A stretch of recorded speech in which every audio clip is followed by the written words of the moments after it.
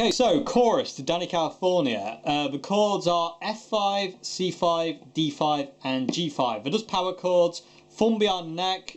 John doesn't play this with thumb over the top at all, so I'm not going to. just want to be accurate, you know. So F5, you know, it's just basic power chord. First finger, first fret on the low E. Ring finger is now on the 3rd fret on the A. Little finger is on the 3rd fret on the D. So that's your first chord. C5, first finger, 3rd fret A. Ring finger, 5th fret D. Little finger, 5th fret G. Then you move that shape up 2 frets to the 5th fret. So first finger now is on the 5th fret. Ring finger on the 7th fret D. Little finger on the G string D, on the 7th fret.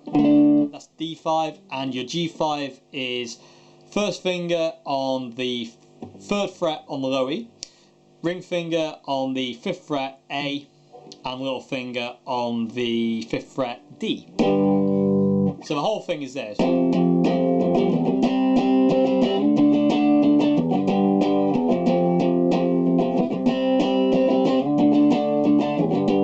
did you see the little bit that I'm getting to here? On the C, John does this. Before he slides, because he slides the C from the C into the D. But what he does is he goes, hits it once, and then he takes his first finger off to get the open A, and then puts it back down again, and then slides up. So it's that, really slow. So the whole thing really slow.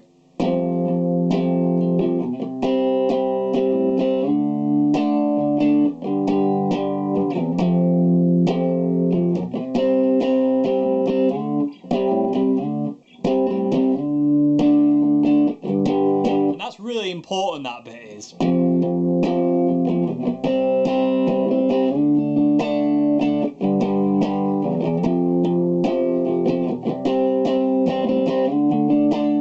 what you're doing, yeah, like I say, you're hitting it with the C5, then finger off, get the A note, and then put it back down again and slide across to your 5th, your D. So that's the chorus. That's it, and then the end ends on it ends on just the D.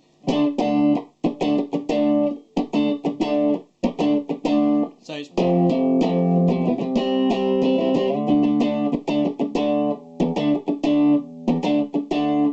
so it just, you know, that's it.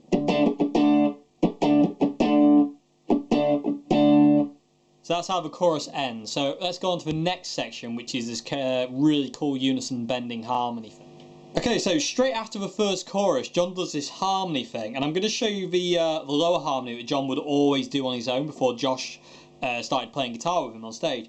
So it's unison bending, and what I mean by unison bending is, if we take the first one, we go to the B string on the 10th fret, that's where our first finger goes, and then our middle finger and our ring finger then goes on the G string. My middle finger goes on the 11th fret, and then my ring finger, sorry, goes on the 12th fret on the G. And what you're doing is you're bending up the G string, leaving the B string where it is, you're just bending up the G string to get to that same note. So you're getting, so basically it's the same thing. And that's called unison bending, because they're in unison. So this is what John's doing here, but what he's doing is vibratos the G string.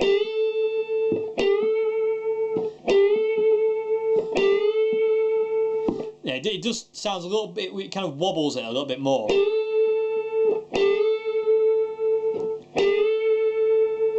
And if I remember correctly, actually, I've just remembered that this section here, I was a liar earlier on when I said this section here is recorded using a fuzz pedal of some description. I don't think he ever says, but this is actually a fuzz pedal. So I do apologise earlier on, but I say mainly it's DS2. Live. Let's talk about the live. Let's try and get out of jail on that one, Dave. Anyway, so that's the first one. 10th fret, 12th fret, bending up. And then the next one is you go down to your 8th and 10th fret. So again, it's the same kind of thing. Your G string 10th fret, bend up, and your B string is the 8th fret. Don't move that. So first one, 10th and 12th, 8th and 10th, and then you go all the way up here to your 15th and your 17th, to your next one, and then back down to your 10th and your 12th. So whole thing so far.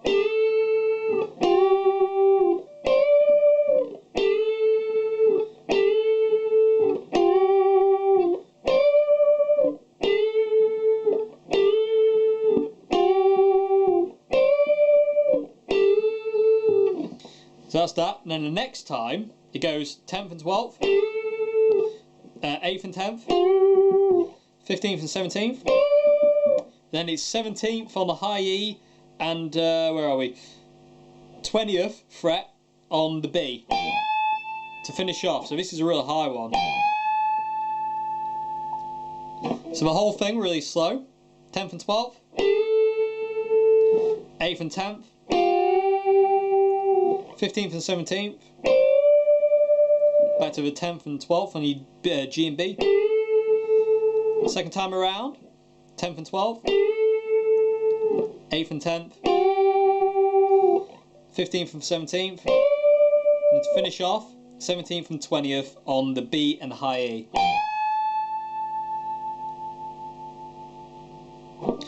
And that's that section, and you're back into...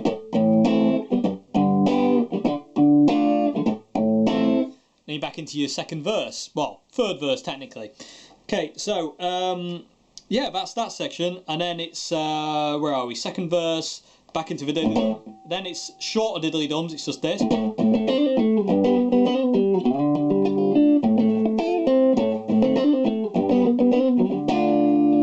So again, it's only it's single that time, and you can hear anyway. So yeah, it is a lot. It's a shorter that from. Dani does that kind of longer one once, as I say. So that's that. Middle 8. Let's talk about the middle 8 now. Oh, and I quickly want to mention before I do go on to the middle 8, if you want to do a little improv solo over this bit, you want to solo in A minor pentatonic down here.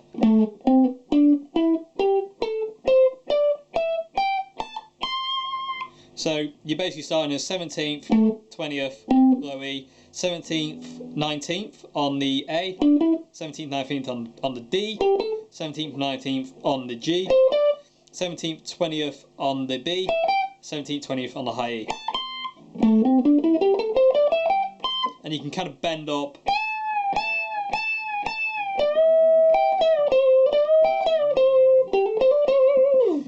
It's just basically using kind of that pentatonic scale and bending up certain notes, like, that 20th fret. That's what you want to do if you kind of mess around with improvisation there. So, and that's what John would do, just to change things up. So, anyway, middle 8. Let's talk about the middle 8. Okay, so first chord in middle 8 is B minor. So, thumb is now over the top on the 7th fret on the low E. Ring finger, 9th fret A. Little finger, 9th fret D. And then first finger is borrowing the G, B and high E strings on the 7th fret. There we go. I don't know where I was. It's the X fret on the J axis of the 9th middle of the G. Yeah, it's all gone wrong. Anyway, B minor is a great chord. I like it. Anyway, this is the middle 8 of Dani California. Let's get back to reality and what's actually happening, Dave. Gravy. Anyway, so first chord, B minor. And then the next chord is G major, and you're playing it down here. So 10th fret, your first finger.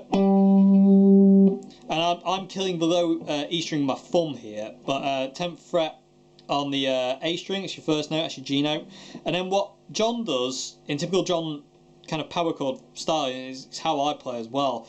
I got it from John. And he got it from Jimi Hendrix. So, but anyway, that's another story. Let's get back to the lesson, Dave. Gravy. So, your ring finger is then barring the 12th fret on the D, G and B strings. And it's, you can see his hand, it looks like that.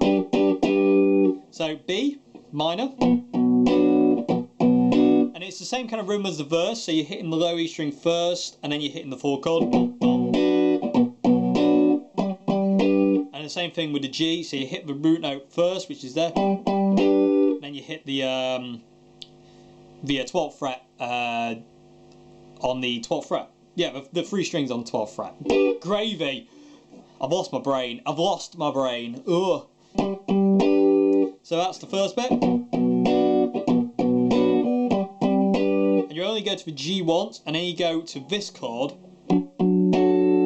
which is first finger. It's an F sharp of some description. First finger is on the 9th fret on the A. Your little finger is on the 12th fret on the D. Ring finger, 11th fret on the G, and your middle finger is on the 10th fret on the B.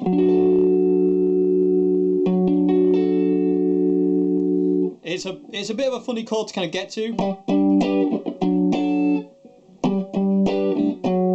But what you kind of do is, it seems to be a kind of reoccurring theme with this track of you play the bass note first and then you play the chord. So you buy yourself some time before you kind of have to get your fingers down.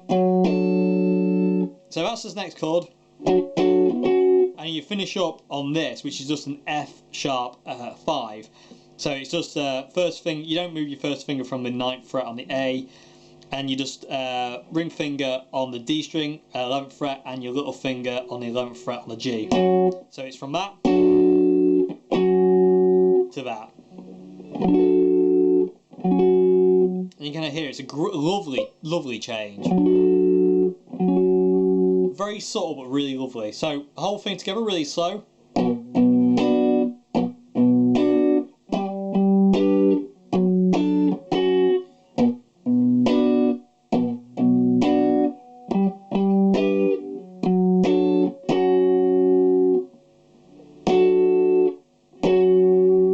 And that change will take a bit of getting used to.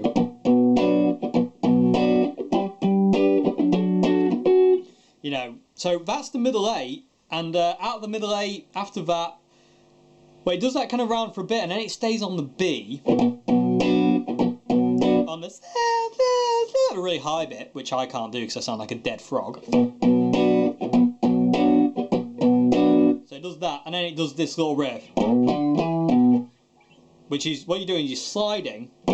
I slide from the 3rd fret up to the 7th fret on the low E.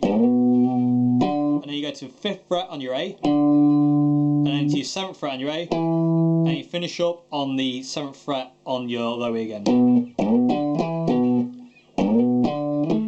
Try to do it with 2 fingers, Django Reinhardt style, so hopefully I won't kind of like, you know, mask it too much.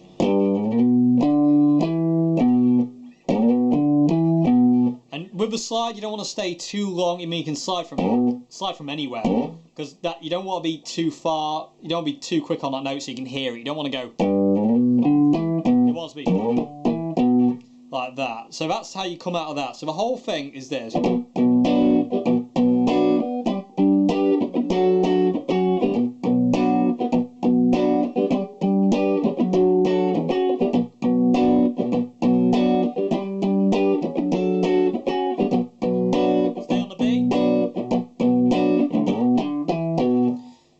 So that's that, and then you're back into